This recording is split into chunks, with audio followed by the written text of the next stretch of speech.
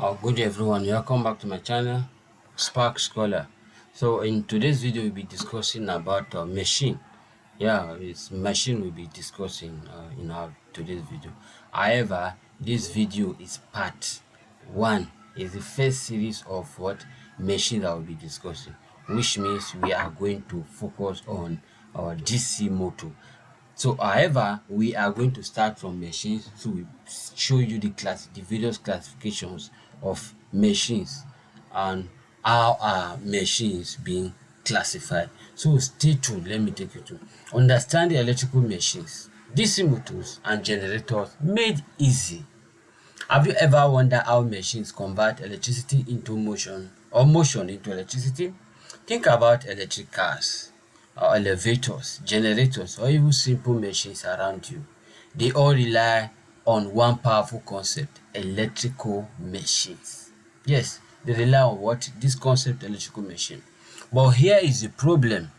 Many students struggle with this topic not because it is too difficult, but because it is not explained in a simple and connected way. So in this video, you will learn what electrical machines are, how they work, the different types of DC machines, and how motors and generators actually function in real life. By the end of this video, you will understand this concept clearly and confidently. So stay tuned. Stay with me because this is one topic you must master if you are studying electrical engineering. So let's begin with the foundation.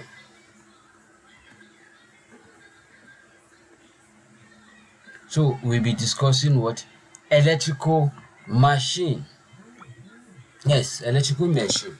Because I said earlier, we are going to break it down first to know how the DC machine evolved from what? Electrical machine. Yes. Now let's give a clear definition of what electrical machine. An electrical machine is simply a device that converts energy from one form to another. It either converts electrical energy into mechanical energy or mechanical energy into electrical energy.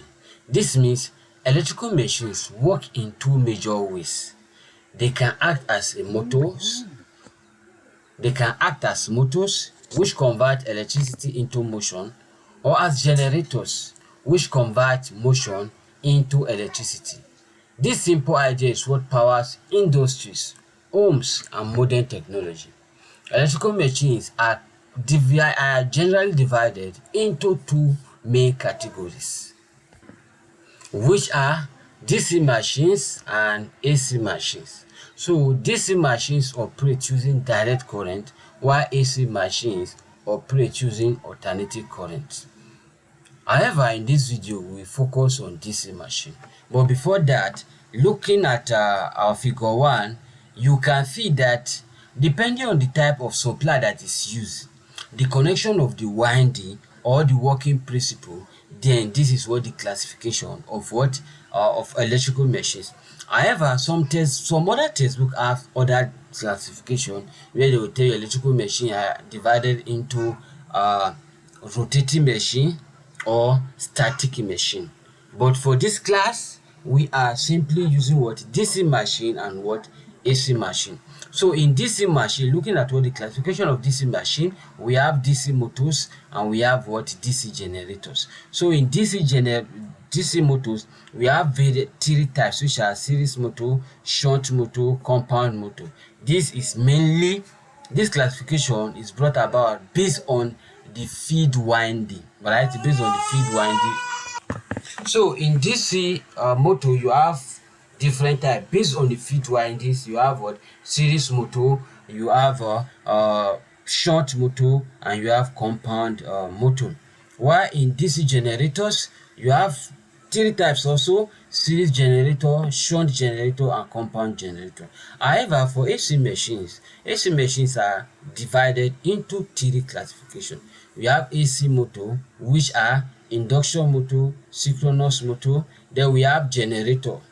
You call it what? Alternator. Then we have what? Transformers. Transformers are classified into either single phase transformer. Let me go back. either single phase transformer, three phase transformer, or what, auto transformer. But since in this video we focus on DC machine, yes, this is what we mainly focus on this class. So now let's discuss what is a DC machine. A DC machine is an electrical machine, or is an electrical device that uses direct current to produce mechanical motion, or in reverse, to generate electrical energy, which means the DC machine is either what, generator or a motor, as you can see on our diagram. So to generate electrical, depending on what it does, a DC machine can either be what, a motor or a generator. So a DC motor convert electrical energy into mechanical energy. On the other hand, a DC generator converts mechanical energy into electrical energy, as we can see, as summarized here.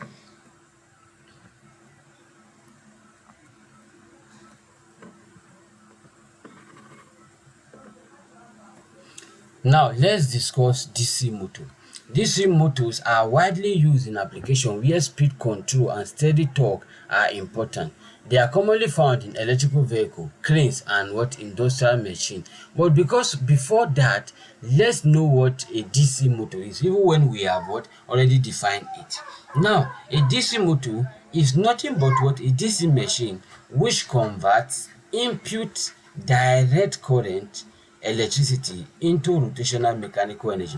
Now it means a DC motor simply convert what, DC current, yes, DC current or DC voltage into what, mechanical energy. So DC motor are classified into three main types, which are, we have DC series motor, we have shunt motor, and we have DC compound motor. Now this first slide we'll be talking about what, DC series motor. In a DC series motor, the field winding is connected in series with the armature winding. Now looking at this diagram, as you can see, this is our field winding, this is our input. From this diagram, this is our input, this is where you input your current or your voltage. Then this here you have what, your armature winding on what, on the armature. Now since the field winding is in series, with what, the armature winding, then we call it what, a DC series motor. Yes, because they are what, in series.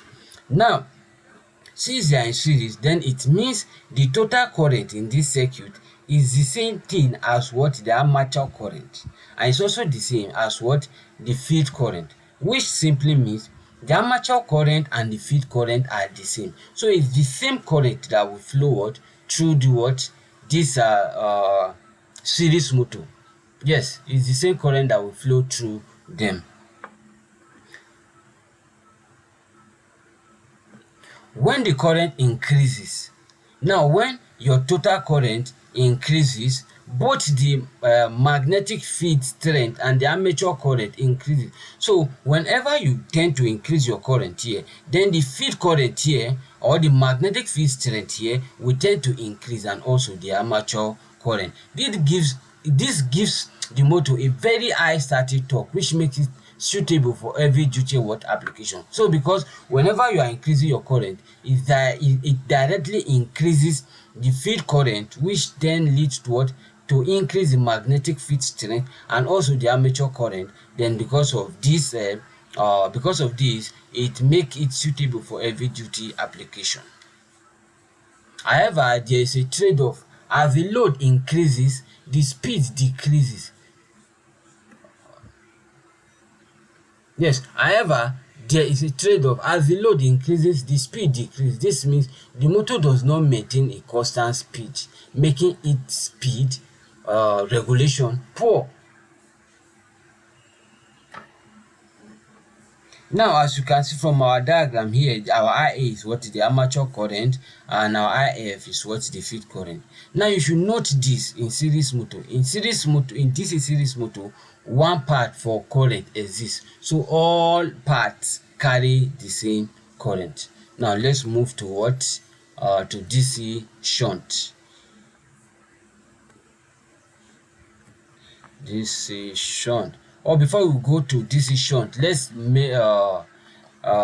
mention some of the advantages of what, or some of the basic features of what, of DC series motor. DC series motor has a very high static torque because we already explained that the feed winding is in series with what, the armature winding. So because of that, it has what, a very high starting torque. Now, due to series connection of feed armature winding, a DC series motor draws a high electric current. DC series motor have simple design and require, because they have what, simple design, they require what, less maintenance. And definitely this type of what, motor are very what, cheap. They are economically what, reliable, or they are relatively what, economical. Application of DC series motors are, they are mainly applying what, maybe electric cars, scooters, cranes, hoist, electric locomotive and grinders and others. So let's move straight to what, DC shunt. DC shunt. In a DC shunt motor, the feed winding is connected in parallel with the armature winding. This creates two separate paths for the current flow. Because of this arrangement, the motor operates at a nearly constant speed even when the load changes. This is one of its biggest advantage, or like what, the series motor. The shunt motor does not produce extremely high starting torque, but it offers stability and smooth operation. That is why DC shunt motors are commonly used in machines like lathe machines, printing presses, elevators and washing machines where constant speed is important. As you can see also from my diagram, it's very clear here. But before that, let's define what is a what, shunt motor. We said a DC shunt motor is another type of self-excited DC motor in which the feed winding is connected in parallel with the armature winding, as we have said earlier. Now, because of this parallel connection, the feed winding and armature winding are not the current that is passing through the armature winding and the feed winding are not the same. Instead, each winding draws its own current from the supply, and the amount of current in each depends on their resistance. Now, this is our diagram, our diagram for what, a DC shunt motor. A DC shunt motor. You can see that the shunt, the feed is parallel to what, to the armature. So because of that, the total current that is coming here is going to split. Some part will pass here, and the current that will be passing through this point is known as what, the field current, that will cause what, magnetic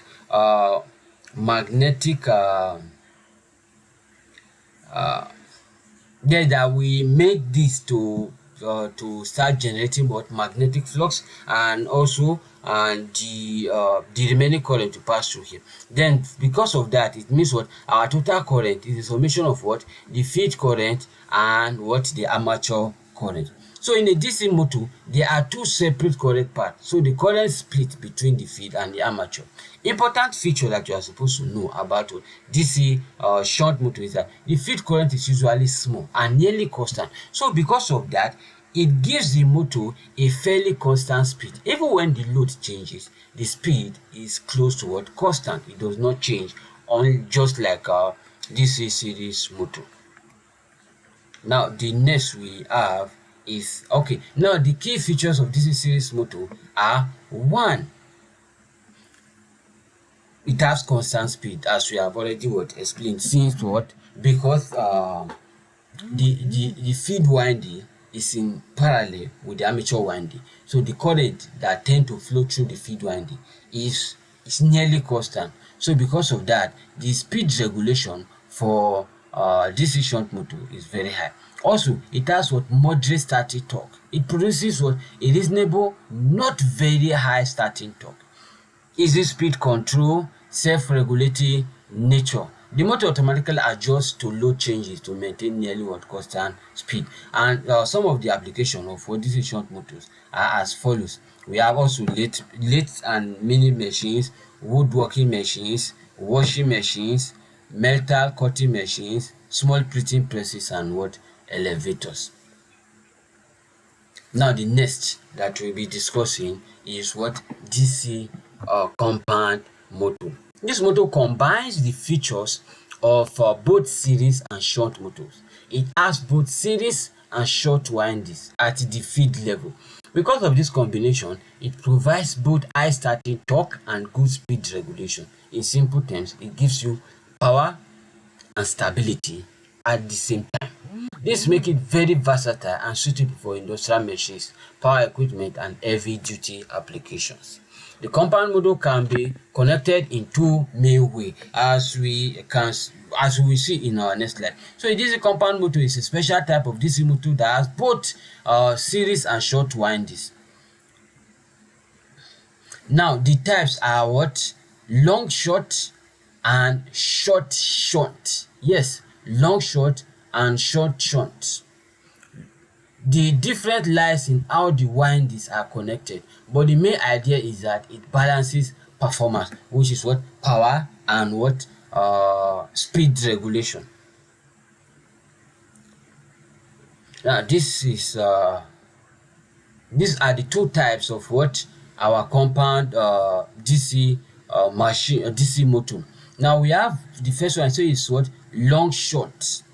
Long short, it means now the series feed winding is connected to the armature winding directly in series, right?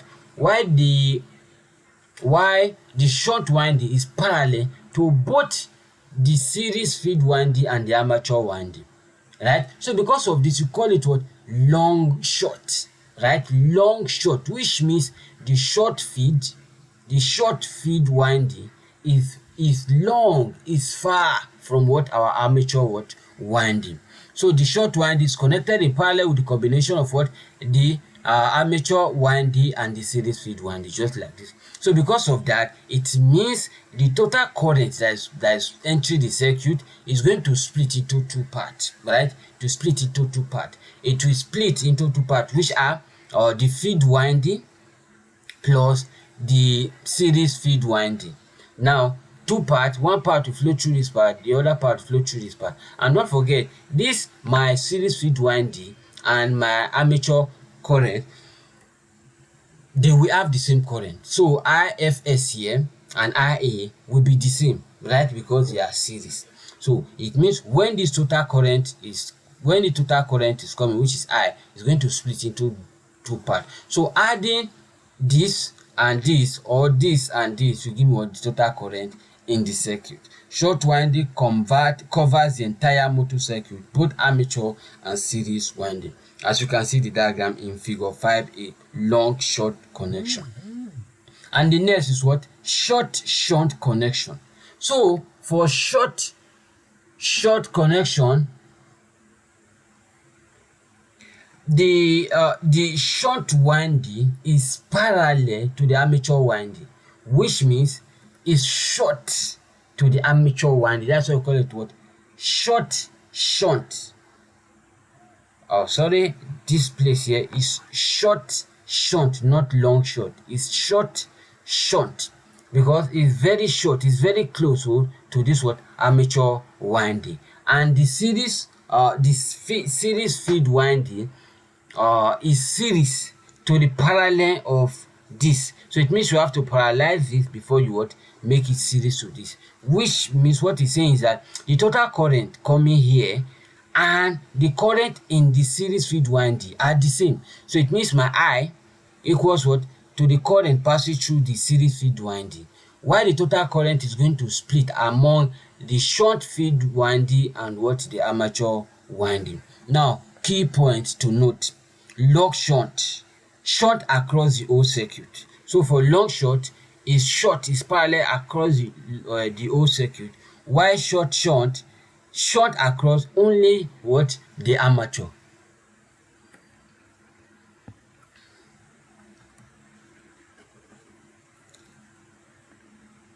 Now this is compound motor, as we have discussed. Now it has some basic what? Advantages, which are what? One, high starting torque, which is what? The characteristic of what? DC series motor, right? DC series motor. Two, good speed regulation, which is another characteristic of what? Or advantage of what? DC shunt motor. Now you combine these two together to it tend to combine the two advantage of what the advantage of what this is series motor and this is what shunt motor in what compound motor. And the application of this compound motor are what for industrial machinery, power equipment, and machine tools, shearing machines, press machines, and reciprocating what machine. Now a quick summary. Series motor, it has what very high torque, poor speed control, while short motor, it has a constant speed but moderate torque, while compound motor balances the two. It means for a compound motor, it has very high torque and constant speed. If this video help you understand electrical machines better, like the video, subscribe and share it with your classmates or with your fellow researchers. For now, thanks for watching. Bye and have a nice day. See you in our next video. And don't forget Spark Scholar, from idea to paper.